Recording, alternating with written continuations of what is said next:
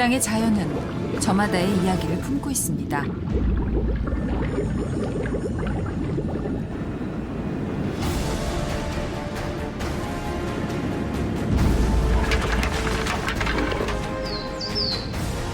헤아릴 수 없는 삶의 나이테.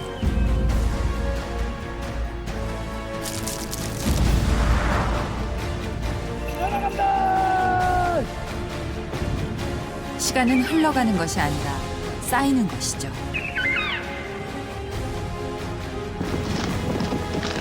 자연의 부름 앞에 모든 삶은 흔적을 남깁니다.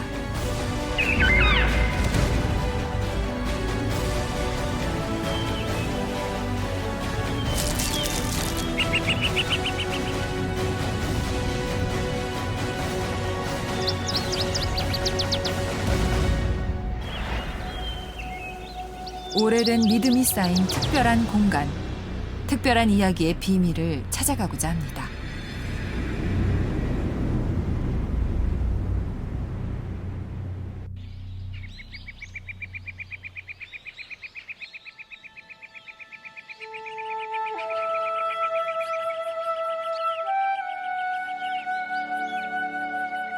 조선 500년의 역사 중 260년 동안 정궁이었던 창덕궁. 창덕궁 자락 낙선제엔 조선의 마지막을 살다 간 한 여인의 꿈이 있습니다.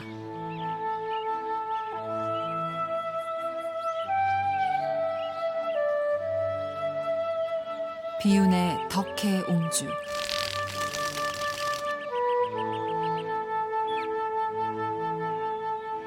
그녀는 고종의 고명딸로 대한제국으로 이어진 조선의 마지막 공주였습니다.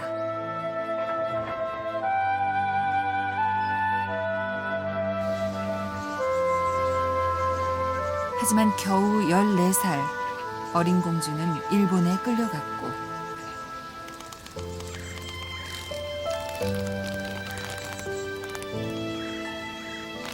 강제로 결혼해야 했으며 결국 정신병을 앓은 채 38년 만에야 이곳에 돌아올 수 있었죠.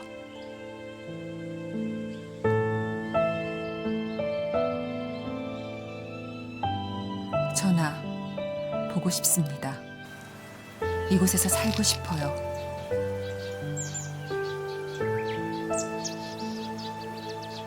그것은 1989년 덕혜옹주가 남긴 마지막 말이었습니다.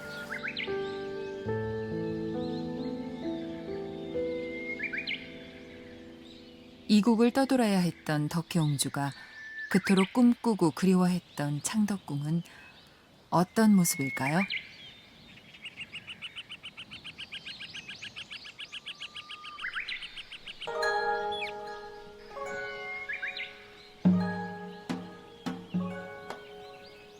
창덕궁 뒤란엔 외부인의 출입이 엄격히 금지됐던 비밀의 정원이 있습니다.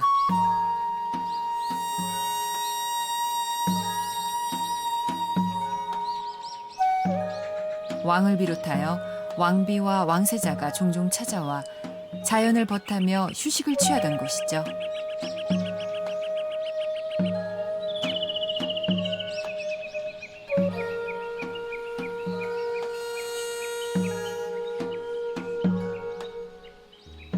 (40여) 채에 달하는 건물 하나하나 작고 아름다워 마치 꿈속을 거니는 것 같은 풍경.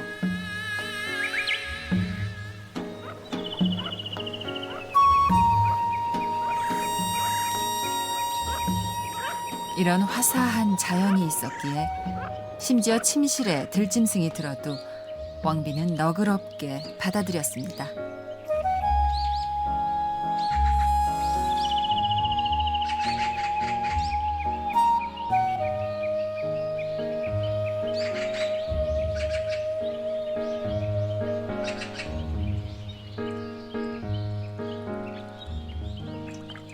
그래서 오늘날까지 가장 아름다운 한국의 자연정원으로 손꼽히는 창덕궁 후원.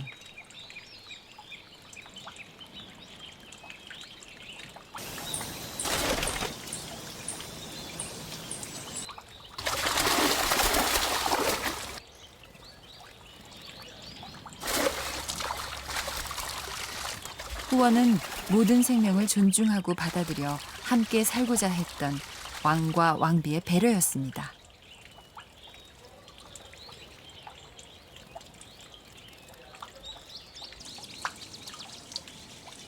왕은 어필로 그 마음을 새겼고 하늘과 땅과 무생명을 하나의 몸으로 여겼죠.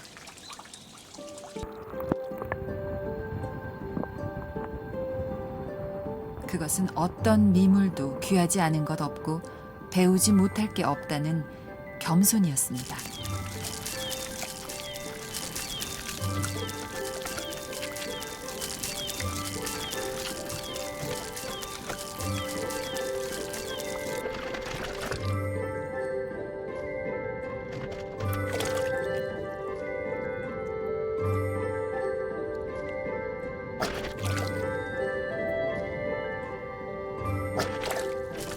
자연의 이치도 사람과 같아서 강자가 있으면 약자가 있고 약자는 살아남기 위해서 끊임없이 지혜를 발휘하죠.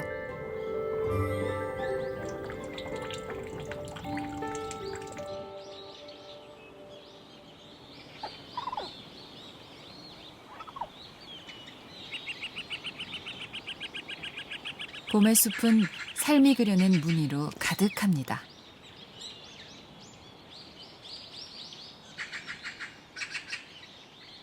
청설모는 이리저리 단풍나무를 옮겨다니며 마른 껍질로 허기진 배를 채우고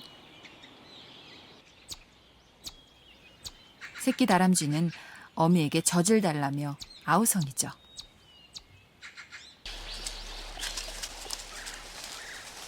하지만 쉬 젖을 물리지 않고 나무를 옮겨다니며 새끼들을 유인하는 어미.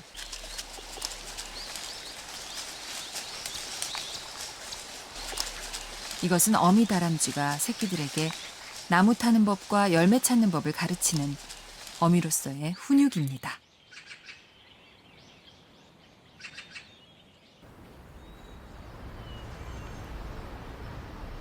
궁궐의 삶도 다르지 않았습니다.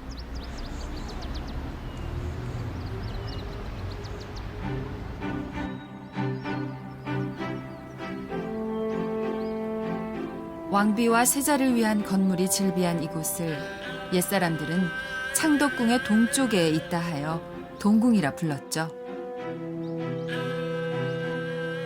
상량정이 있는 이곳에 세자의 도서실이 있습니다. 세자는 매일 동트기 전 이곳에서 독서를 했죠.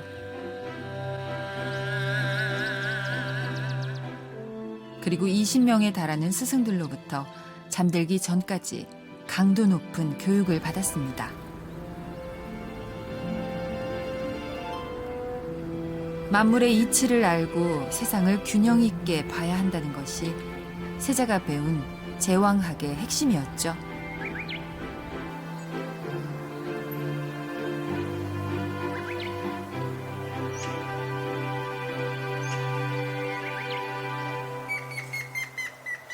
주변엔 우람한 나무들을 심었습니다. 계절이 어떻게 변하는지, 또 나무의 품에 어떤 생명들이 어떻게 살아가는지를 배우고자 함이었죠.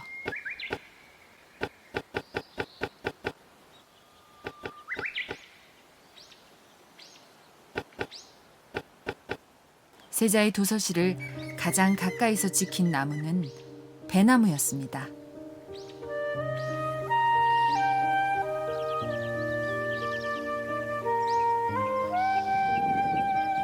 배나무는 왕실의 상징이었고 세자의 곁에 심어놓은 건 근본을 잊지 말라는 당부였죠.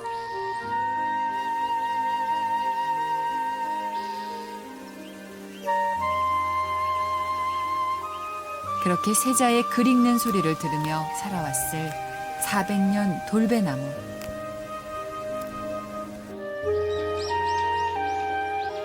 이 돌배나무는 그동안 얼마나 많은 열매를 품어서 키워왔을까요?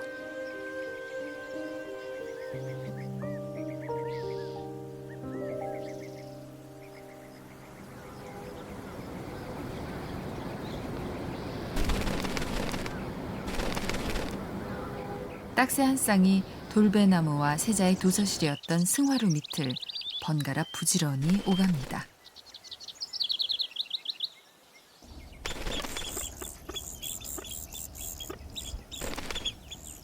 새끼들이 부쩍 자라있는 까닭에 어미는 먹잇감을 구하랴 배설물을 갖다 버리랴 온종일 쉴 틈이 없죠.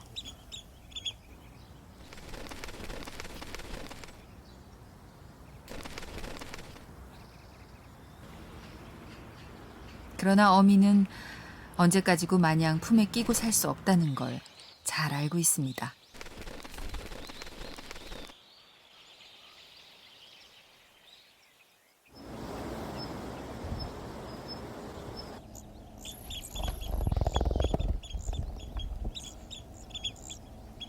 매정하지만 이제 새끼들을 떠나보내야만 하는 어미.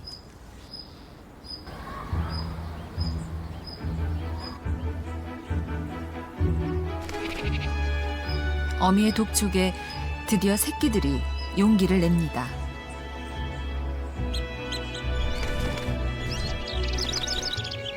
어쩌면 이 먹이는 새끼가 앞으로 잘 살아내기를 바라며 주는 어미로서의 애틋한 마음이겠죠.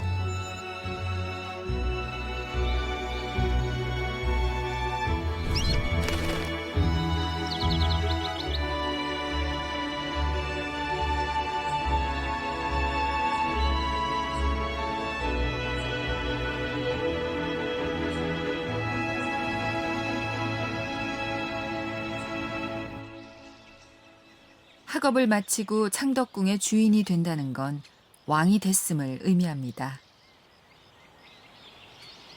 이런 과정을 거친 조선의 왕은 모두 27.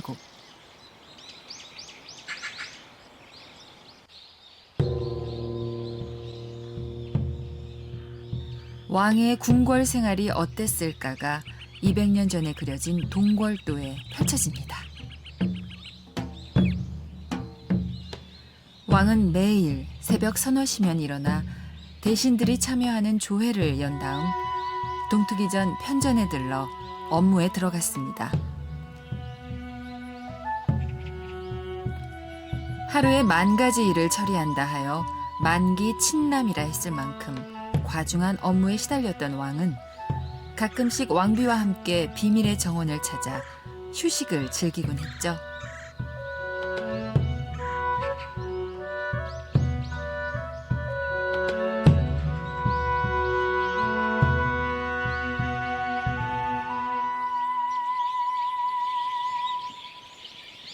이곳에 왕비를 기억하는 한 그루의 나무가 있습니다.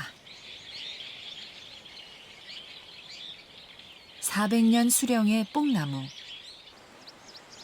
이 오래된 뽕나무는 과거 왕이 왕비를 위해 직접 심도록 명하여 오늘에 이르렀죠.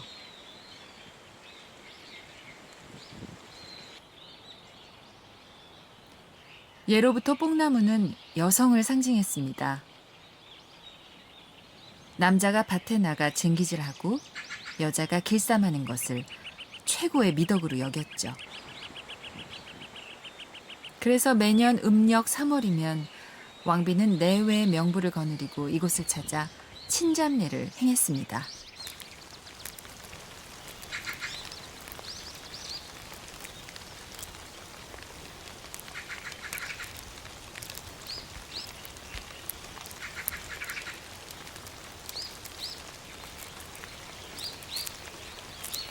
예로부터 누에치기는 농사와 함께 나라의 근본을 이루는 것이라 하여 농상이라 했습니다.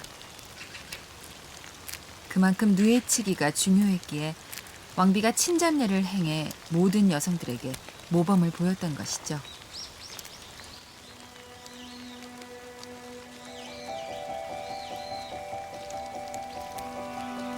다 자란 누에는 번데기가 되기 전 입에서 가는 실을 뽑아내 자신의 집을 짓습니다.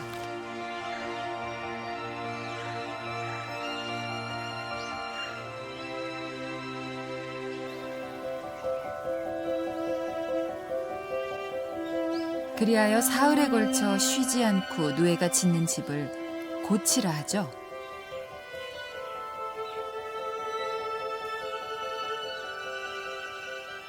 고치 하나를 만들기 위해 뽑아낸 실의 길이가 무려 1,500m 남짓.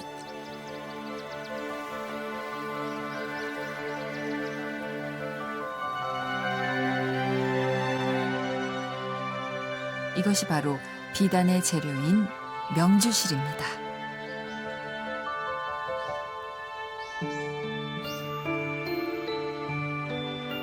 구중궁궐의 왕비를 불러내 유일하게 일을 시켰던 나무. 이 뽕나무는 얼마나 많은 옷을 사람들에게 줬을까요?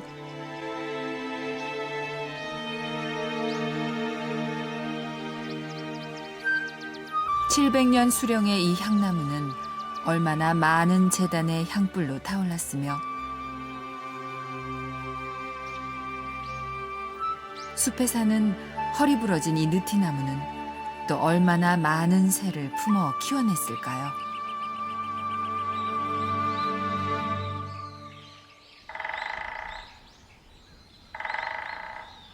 생명의 어머니인 숲.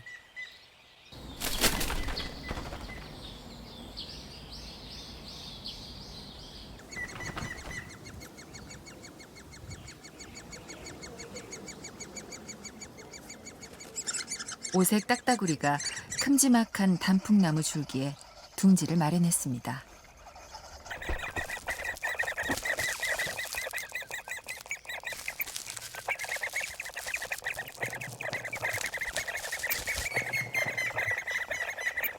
오색 딱따구리가 단풍나무에 둥지를 트는 것은 줄기가 매끄러워 누룩뱀이 쉽게 타고 올라올 수가 없기 때문이죠.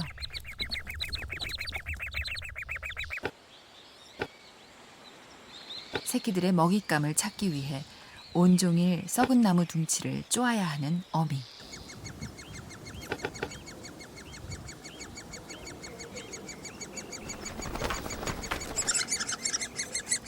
어미의 기척이 들리자 새끼들이 먹잇감 경쟁을 벌입니다.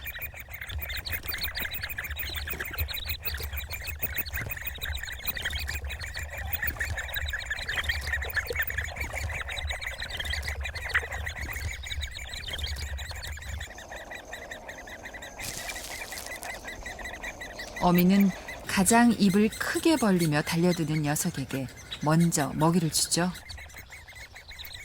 새끼를 강하게 키우려는 어미의 본능입니다.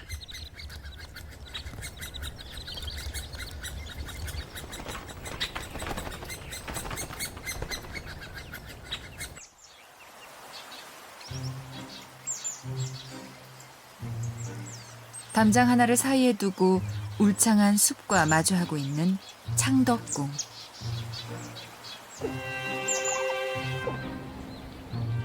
그 창덕궁 용마루 위에 앉은 다람쥐 가족. 궁궐은 지엄한 곳이었지만 왕비에게 이 지엄함보다 더 중요한 건 자식을 낳아 대를 잇는 것이었겠죠.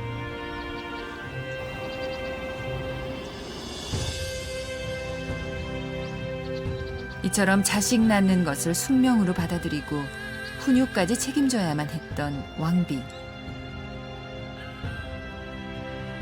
왕비는 자기가 낳은 자식이 세자가 되고 왕이 될 때까지 얼마나 숨죽이며 바라봐야 했을까요?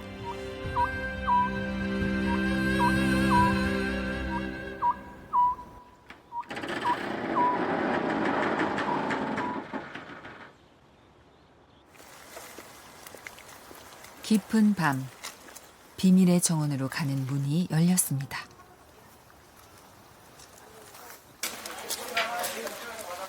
관람객들에겐 창덕궁이 들려주는 밤의 이야기를 엿볼 수 있는 가장 좋은 기회죠.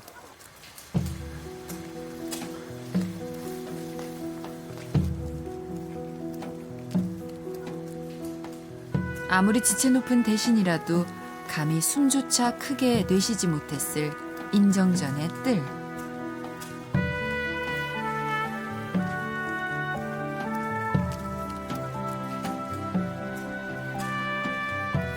한나라의 무게를 짊어진 듯 왕의 책무와 엄중함이 느껴지는 옥좌.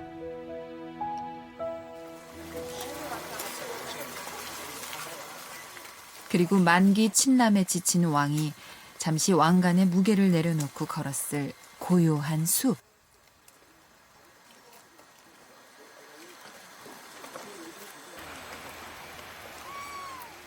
새조차 숨죽이며 바라보는 길을 걷다 보면 어느새 비밀의 정원에 닿습니다.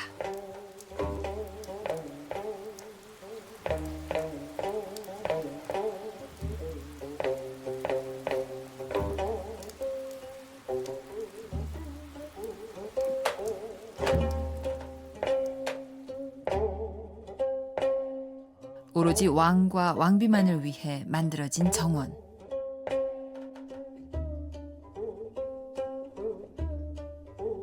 주합루는 우주와 하나가 된다는 의미를 갖고 있죠.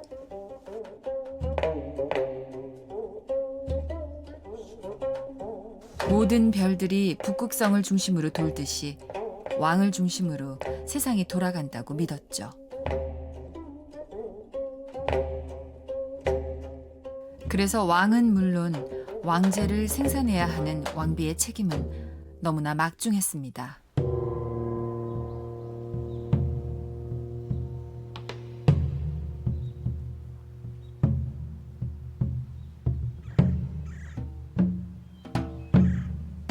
(1457년) 가뭄이 심해 나라의 백성이 고통받던 그해, 세조는 편전의 신하들을 모아놓고 신숙주와 정인지에게 이렇게 말합니다. 사람이 모르는 것을 미물이 먼저 아는 것도 있다.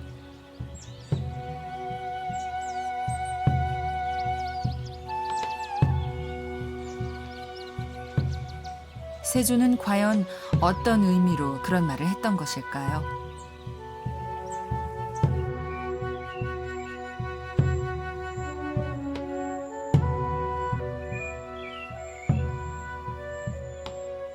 여름이 다가오자 경쟁에서 낙오한 열매들이 생깁니다.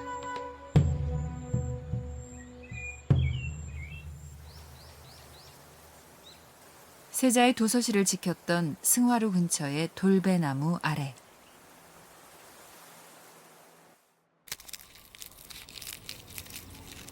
공주개미와 수개미들이 혼인 비행을 위해 굴 밖으로 나옵니다.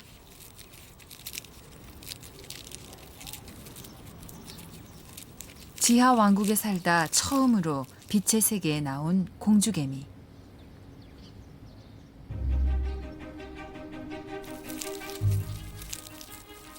공주개미가 필사적으로 높은 곳을 향하는 것은 멀리 날기 위한 도움닫기입니다.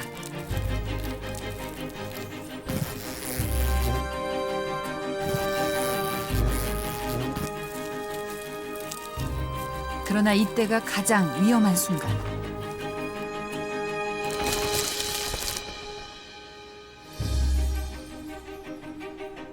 태어나자마자 평생 일개미의 시중만을 받고 자랐던 공주개미는 오로지 이 한 번의 비행을 위해 날개를 가졌죠.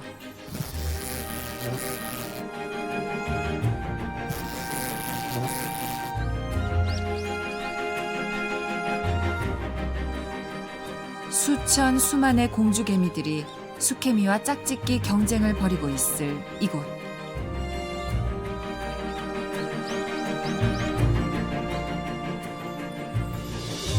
그렇게 엄청난 경쟁을 뚫고 사선을 넘어왔다 해도 안심하긴 이릅니다.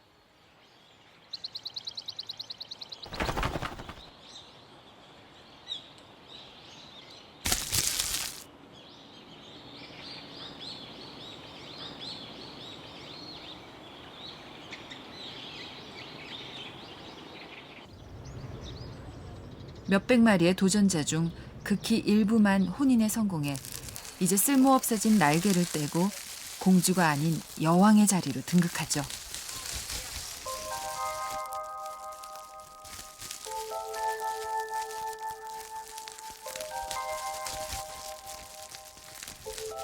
그러나 여왕개미는 고독이란 숙명을 받아들여야 합니다. 이 어둠의 궁궐에 다시 갇혀 산란을 하고, 알에서 일개미가 태어날 때까지 아무것도 먹지 않고 견뎌야 하죠.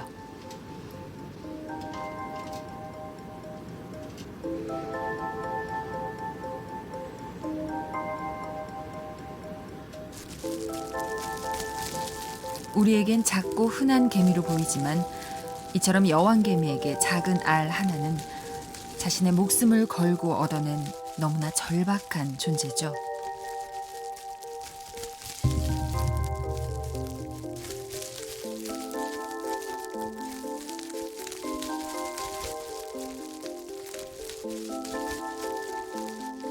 그래서 일개미가 태어날 때까지 어둠의 동굴에서 몸이 바짝바짝 말라가는 여왕개미.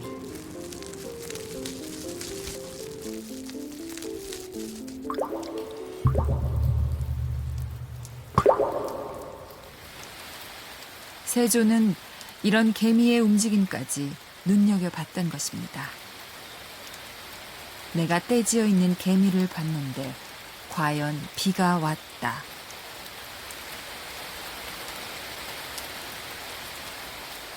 새 집에 있는 날짐승은 바람 부는 것을 알고 구멍에 있는 길짐승은 비 오는 것을 안다.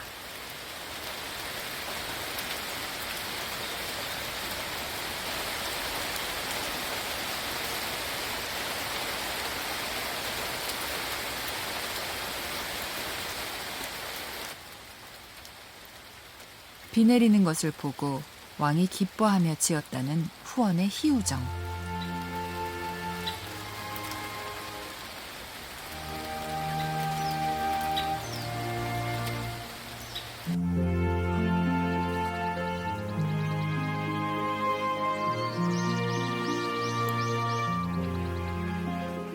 비가 물러나고 햇살이 찾아오자 푸르렀던 정원의 녹음이 더욱 생기를 찾습니다.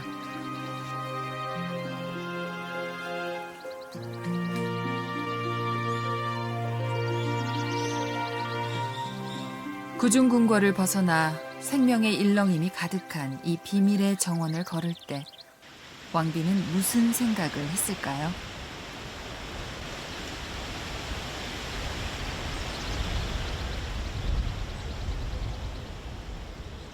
효정 왕후의 행장은 이렇게 기록합니다. 풀 한 포기, 꽃 한 송이도 함부로 대하지 마라. 모두 제 마음대로 자라도록 내버려둬라.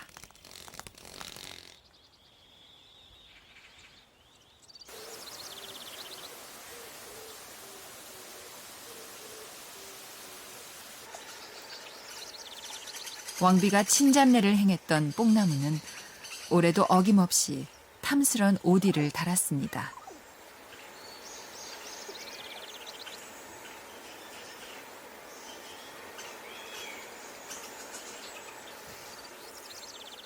탐스럽고 달디단 오디는 숲의 제주꾼 청설모에겐 이철에나 맛볼 수 있는 근사한 간식거리죠.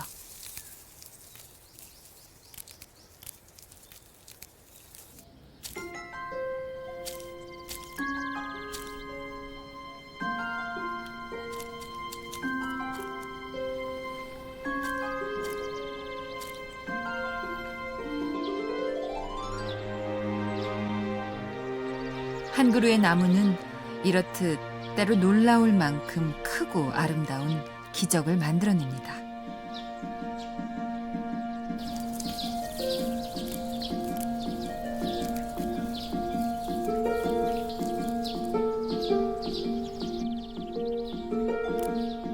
그리고 그 기적의 기쁨 속에 주변에 사는 수많은 생명들을 불러들이죠.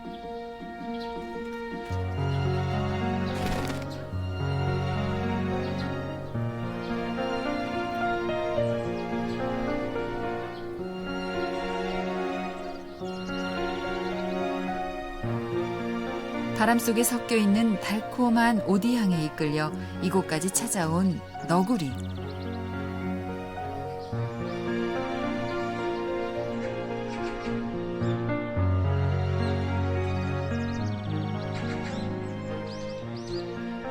잘 익은 오디만을 골라 먹는 이 녀석은 마리의 새끼를 애지중지 보살펴야 하는 어미 너구리입니다.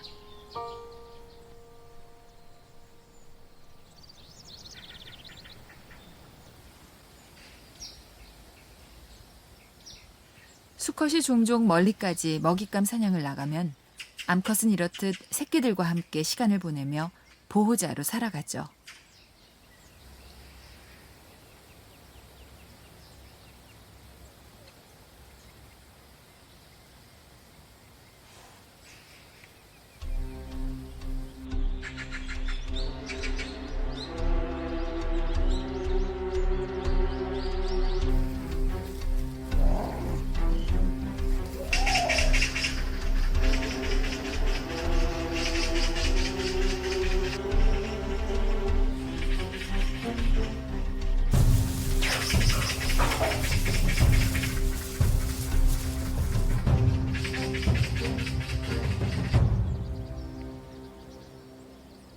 아무리 들짐승이지만 새끼가 위험에 빠지면 목숨을 내놓고 지키는 것이 어미가 가진 모성.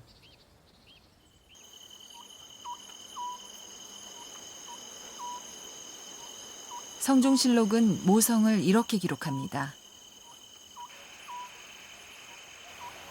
하물며 새, 짐승 같은 미물도 그 자식을 사랑할 줄 모르는 것이 없으니 이것이 자연의 이치다.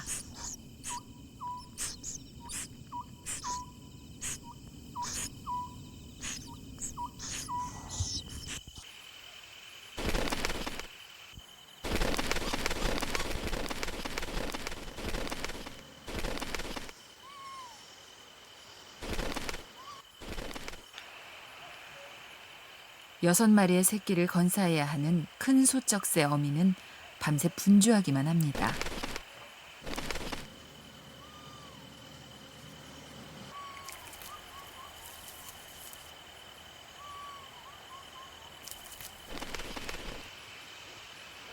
이는 부화한 새끼들이 둥지를 떠날 때까지 20일 동안 매일 반복되는 일상이죠.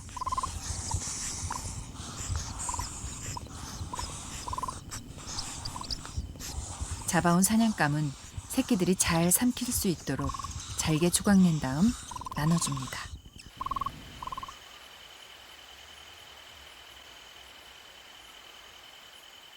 새끼들에게만큼은 애틋하게 작동되는 모성의 힘. 이것이 비밀의 정원에 남아있는 살아있는 본능입니다.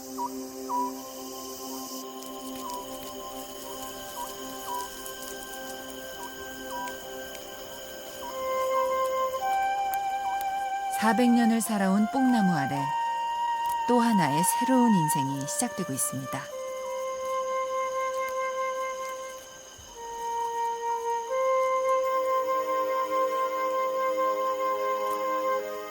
뽕나무 뿌리에 의지해 오로지 이날만을 위한 인고의 시간을 견뎌왔을 매미.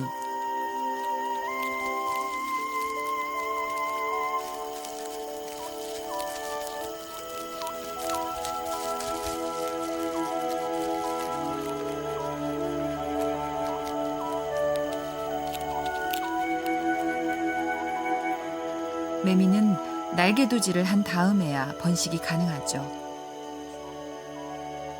그래서 날개도지는 매미가 반드시 거쳐야 하는 일종의 성인식입니다.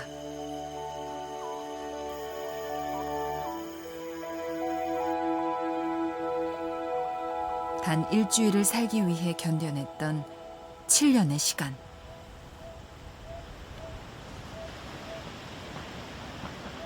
왕의 길도 그러했습니다. 숙종의 아들이었지만 무술이 출신 어머니를 돕기에 매번 독살설에 시달렸던 영조는 누구보다 생명의 소중함을 강조했죠.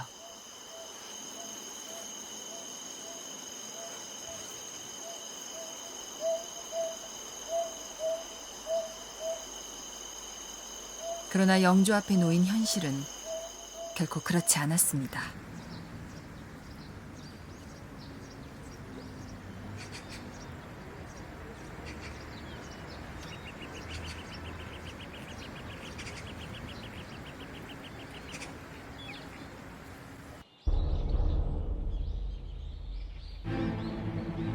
1762년 음력으로 5월 14일.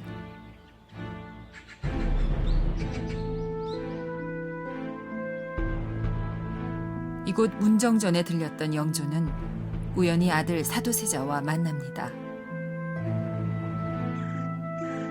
영조는 칼을 던지며 자결을 명했죠. 사도는 눈물로 살려줄 것을 애원했습니다.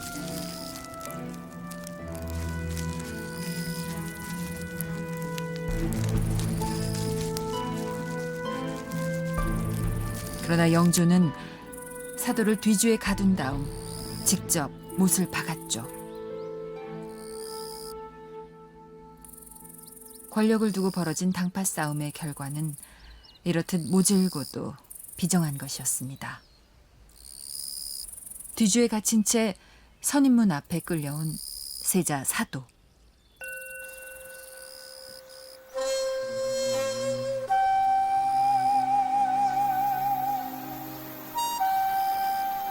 울부짖는 사도의 곁을 지킨 건 오직 이 회화나무 뿐이었습니다. 그래서 이 회화나무가 애간장 끓듯 틀어졌다고 전해지죠.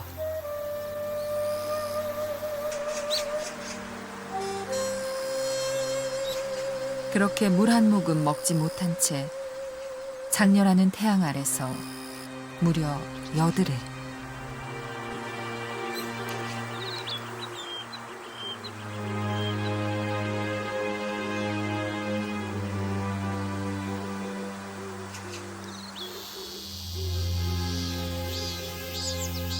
결국 사도세자는 비참한 최후를 맞고 말았습니다.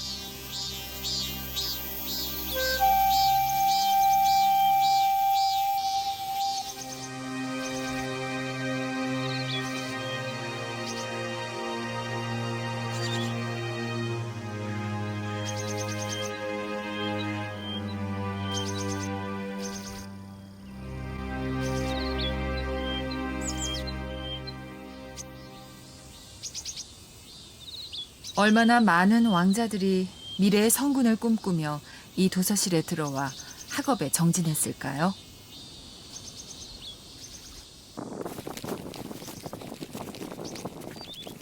세자의 도서실이었던 승화로 아래에 있는 여왕개미의 왕국.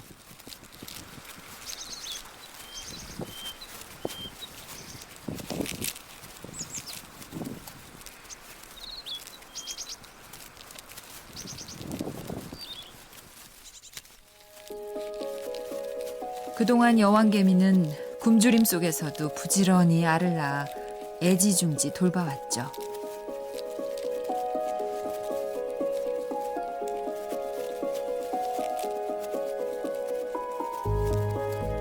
알은 시간이 지나면서 애벌레가 되고 애벌레는 스스로 고치를 만듭니다.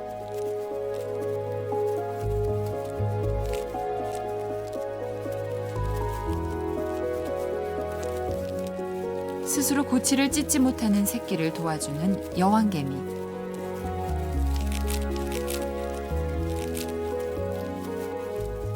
마침내 일개미 1호가 탄생합니다.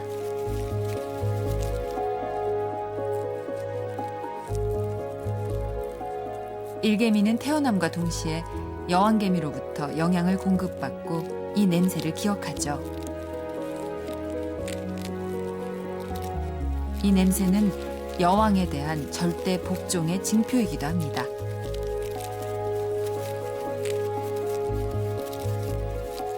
이제 일개미 1호는 여왕개미를 대신해 앞으로 태어날 동생들을 책임지고 돌봐야 하는 임무를 부여받죠.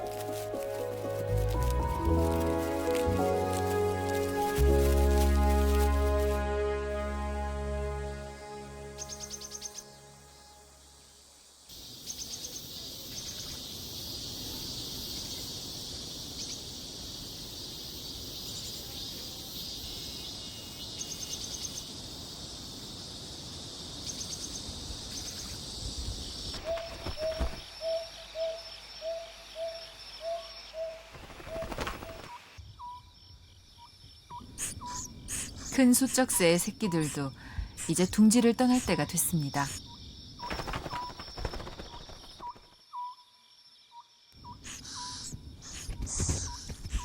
그동안 어미는 오로지 이 새끼들만을 위해 살아왔죠.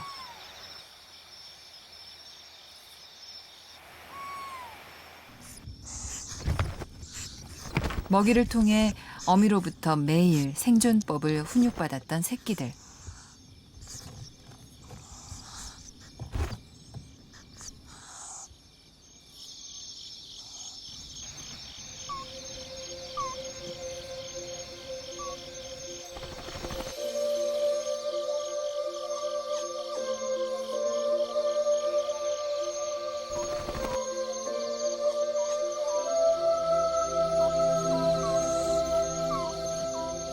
이제 새끼들은 어둠을 볼 수 있는 눈과 날카로운 발톱, 어미가 매달아준 날개로 스스로 사냥하며 숲에서 살아갈 것입니다.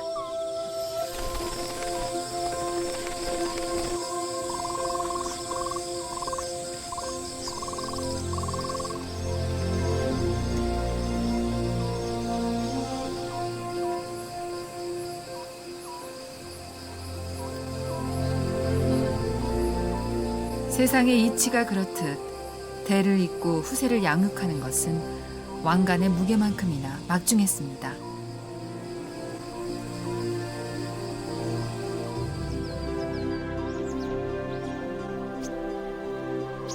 모든 생명은 자신의 역할을 충분히 해냈을 때 스스로 아름다워집니다.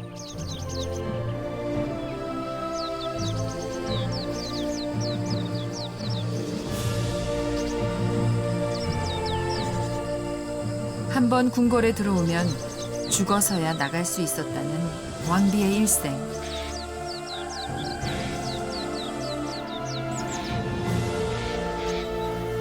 그것이 국모의 생애이자 화려함 뒤에 감춰진 왕비의 간절한 모성이죠.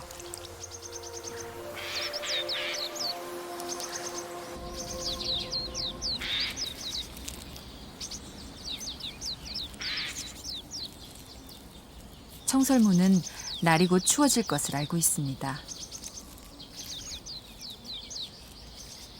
그러자면 미리미리 겨울 양식을 준비해둬야 하죠.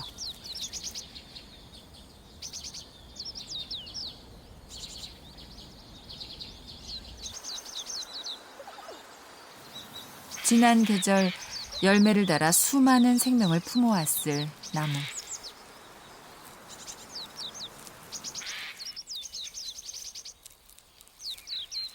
가을이 되고 낙엽이 떨어지면 나무 위의 새들도 먹이를 찾아 땅으로 내려옵니다.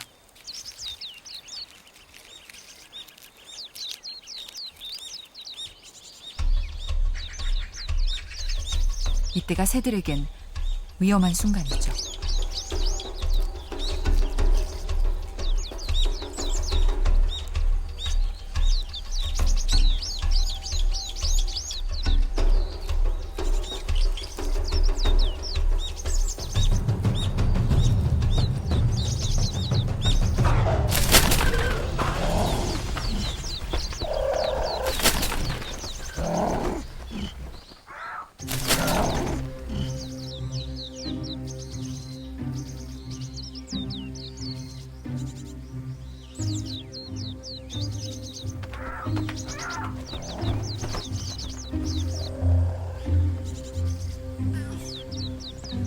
포식자의 힘과 약자의 두려움.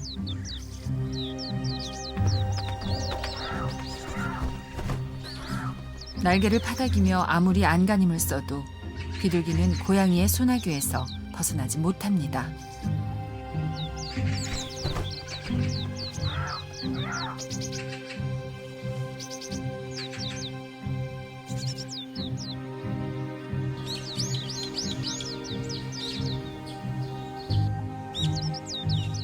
이렇듯 평화로워 보이지만 늘 강자와 약자가 공존하는 냉혹한 숲의 세계. 궁궐의 역사도 이와 다르지 않습니다.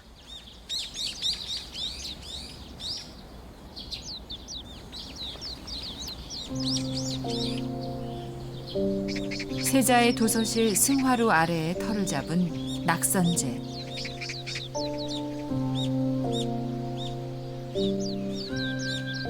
낙선제는 헌종이 아내와 할머니를 위해 지었던 집입니다.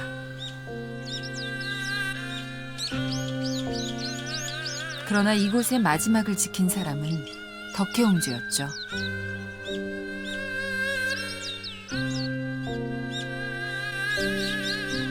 고종이 환갑을 넘어서야 얻었던 덕혜옹주. 그러나 망국의 서름을 아는 채 일본에 끌려가 강제 결혼했고 쉰이 넘어서야 이곳에 돌아왔습니다.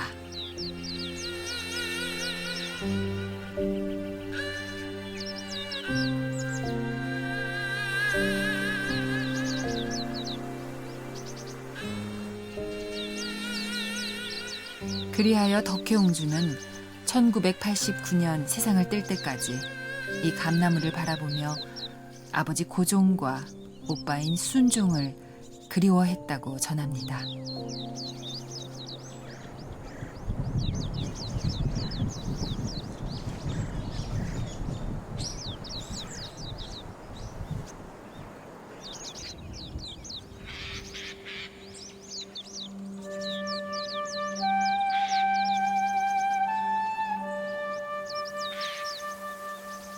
지금도 승화루에서 또박또박 그립던 세자의 목소리를 기억하고 있을 돌배나무.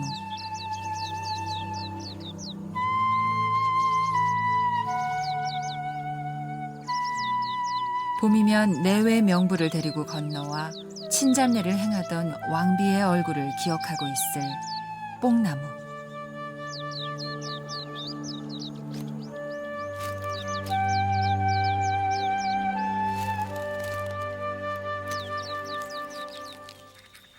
오랜 세월이 흘렀지만 이 나무들은 여전히 제자리에서 제 일을 하고 있습니다.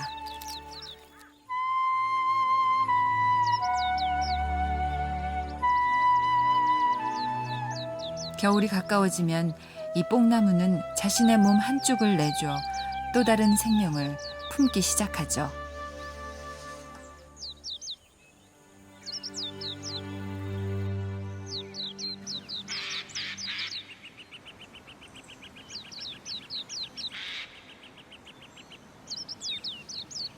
천만이 넘는 사람이 살아가는 도시 복판에 이토록 너른 품의 숲과 궁궐이 함께 있는 건 매우 드문 일입니다. 이것은 창덕궁이 세계문화유산에 등재된 이유기도 했죠. 오늘도 수많은 사람들이 창덕궁 비밀의 숲을 찾아 왕과 왕비가 걸었을 길을 걸으며 지난 시간을 떠올립니다.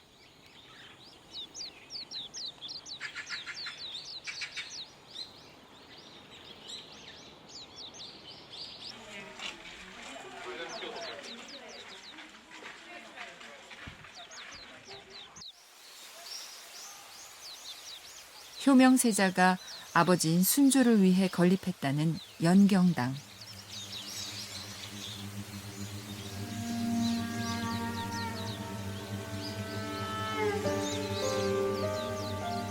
연경당은 본체, 사랑체, 행랑체가 모두 마당을 향해 개방돼 있습니다.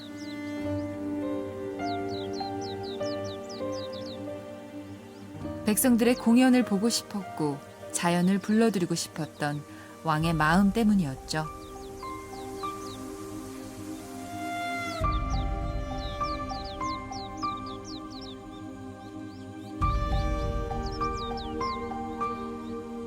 어미 왕사마귀가 알집을 남깁니다.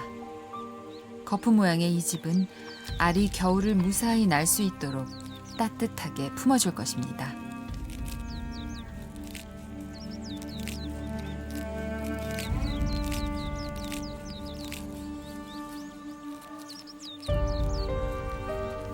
필사적으로 벽을 붙잡고 자신의 임무를 끝마친 어미 왕사마귀.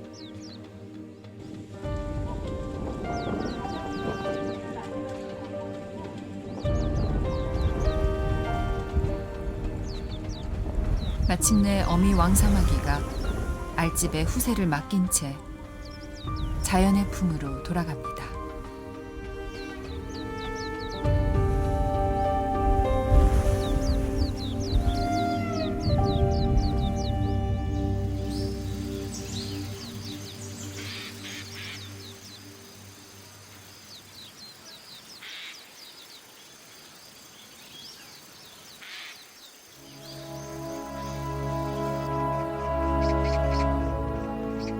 자연은 늘 서로를 품고 품을 때 아름다워집니다.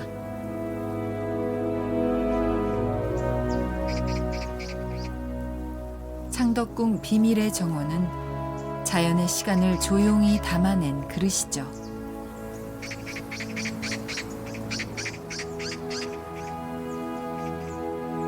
역사란 과거를 보는 창이지만 지금의 우리를 보는 거울이기도 합니다.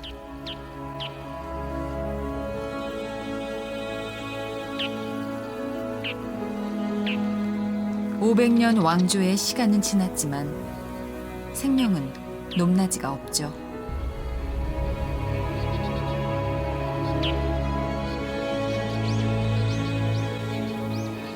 창덕궁은 모성의 힘이 만들어낸 시간의 숲입니다.